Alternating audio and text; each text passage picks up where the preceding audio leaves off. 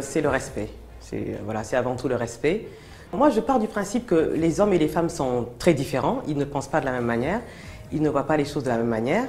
D'ailleurs, ça a été démontré dans pas mal de livres. Et ce qui fait que l'homme, en fait, l'homme est par nature protecteur et la femme a besoin de cette protection. Voilà. Donc même si maintenant les femmes sont très fortes, indépendantes, etc., elle a toujours besoin de ce côté protecteur, de cette épaule, de cette force, pas seulement physique, mais aussi de cette force et puis du côté responsable de l'homme. La femme, déjà, elle doit apporter beaucoup de douceur dans le couple, parce que l'homme, en général, les hommes ont un tempérament un peu on va dire, sanguin. Donc la femme doit réussir à calmer un peu le couple, les tensions du couple. Donc c'est à elle de prendre cette initiative.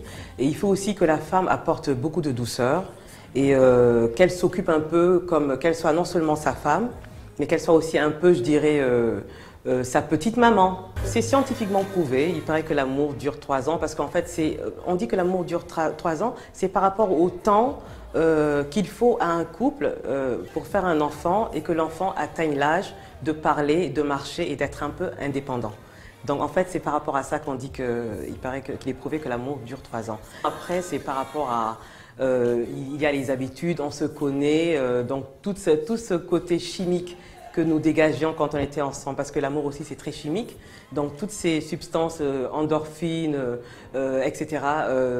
Qu'on dégageait commencent à diminuer, et donc à un moment on se connaît tellement qu'il n'y a plus beaucoup d'attentes par rapport à l'autre, qu'il n'y a plus beaucoup de surprises, et c'est plutôt la complicité qui commence à s'installer. Mais moi je connais beaucoup de couples voilà, autour de moi qui sont encore amoureux au bout de 40 ans, 30 ans, 50 ans de mariage.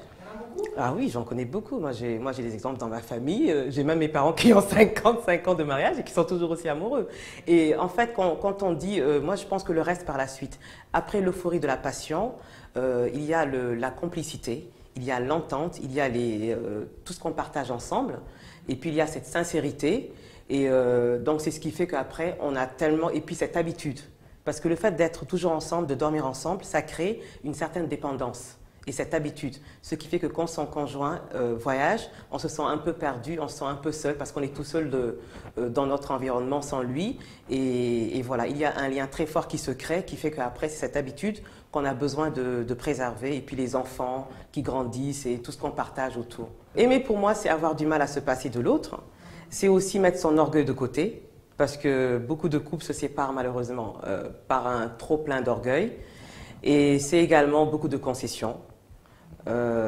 Accepter que l'autre, que nous sommes différents, que nous n'avons pas grandi ensemble. Donc, parce que même dans une famille, on a des frères et des sœurs qui ont grandi ensemble et pourtant qui n'ont pas le même caractère, qui sont très différents. Donc accepter les différences chez l'autre et beaucoup de sincérité, beaucoup de respect et beaucoup de complicité.